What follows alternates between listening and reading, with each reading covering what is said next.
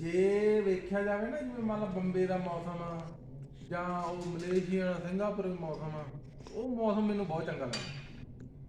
ਹਾਂ, ਪਰ ਉਹਨਾਂ ਨੂੰ ਪਤਾ ਹੀ ਨਹੀਂ ਠੰਡ ਕੀ ਹੁੰਦੀ। ਉਹਨਾਂ ਠੰਡ ਨਹੀਂ, ਉਹ ਜਿਹੜਾ ਮੌਸਮ ਆ ਨਾ, ਉਹ ਮੌਸਮ ਗਰਮੀ ਵੀ ਮਹਿਸੂਸ ਕਰਾਉਂਦਾ ਤੇ ਠੰਡ ਵੀ। ਠੰਡ ਮਹਿਸੂਸ ਕਰਾਉਂਦਾ ਸ਼ਾਮ ਨੂੰ 6 ਵਜੇ ਤੋਂ ਬਾਅਦ ਚ, ਹਾਂ, ਤੇ ਗਰਮੀ ਮਹਿਸੂਸ ਕਰਾਉਂਦਾ ਦੁਪਹਿਰੇ ਜੇ। ਤੇ ਗਰਮੀ ਵੀ ਉਸ ਥਾਂ ਤੇ ਲੱਗਦੀ ਜਿਵੇਂ ਮੰਨ ਲਾ ਸਿੰਗਾਪੁਰ ਆਪਾਂ ਫਿਰਦੇ ਨਾ ਪੌਸ਼ ਏਰੀਏ ਦੇ ਵਿੱਚ, ਬਿਲਡਿੰਗਾਂ ਜਿਹੀਆਂ ਦੇ ਵਿੱਚ, ਉੱਥੇ ਯਾਨੀ ਕਿ ਬਿਲਡਿੰਗਾਂ ਦੇ ਸ਼ੀਸ਼ੇ ਬੜੇ ਲੱਗੇ ਆ। ਸੂਰਜ ਦੀ ਰੋਸ਼ਨੀ ਵੱਜਦੀ ਜਦੋਂ 4 ਚੁਫੇਰੇ ਤੇ ਭਾਂ ਗਰਮੀ ਬੜੀ ਲੱਗਦੀ।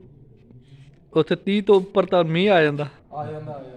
ਕਈ ਵਾਰੀ ਅਸੀਂ ਮੈਂ 5, 5:30 ਵਜੇ ਦਾ ਅਲਾਰਮ ਲੱਗਾ ਹੋਣਾ, 6 ਉੱਠ ਕੇ ਤੇ ਬਹੁਤ ਕਾਫੀ ਵਾਰੀ ਹੋਇਆ ਮੀਂਹ ਪੈ ਜਾਣਾ ਤੇ ਇੰਨੇ ਪਾਣੀ 'ਚ ਜਾਣਾ MRT ਸਟੇਸ਼ਨ ਤੇ ਜਾ ਕੇ ਉੱਥੇ ਦੇ ਬੂਟ ਖੋਲ ਕੇ ਨਿਚੋੜ ਕੇ ਤੇ ਫਿਰ ਬਹਿ ਜਾਣਾ MRT 'ਚ। ਚਲੋ ਜੀ ਉੱਥੇ ਆਈ ਸੁੱਕ ਜਾਂਦਾ ਮੀਂਹ ਬਾਹਲਾ ਜ਼ਿਆਦਾ ਪੈਂਦਾ।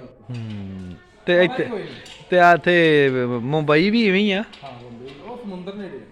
ਨੇੜੇ ਨਹੀਂ ਭਰਾਵਾ, ਸਮੁੰਦਰੀ ਏਰੀਆ ਹੀ ਆ ਉਹ।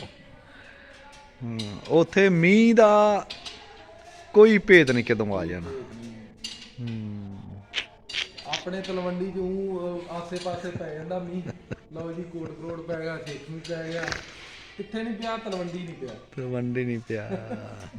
ਕਈ ਵਾਰ ਚੌਂਕ 'ਚ ਹੀ ਨਹੀਂ ਪੈਂਦਾ। ਚੌਂਕ 'ਚ ਨਹੀਂ ਪੈਂਦਾ ਤੇ ਤੂੰ ਕੋਟ ਕਰੋੜ ਦੀ ਗੱਲ ਕਰਦਾ। ਥੋੜਾ ਜਿਹਾ ਤਾਂ ਰੱਖਣਾ ਇੱਧਰ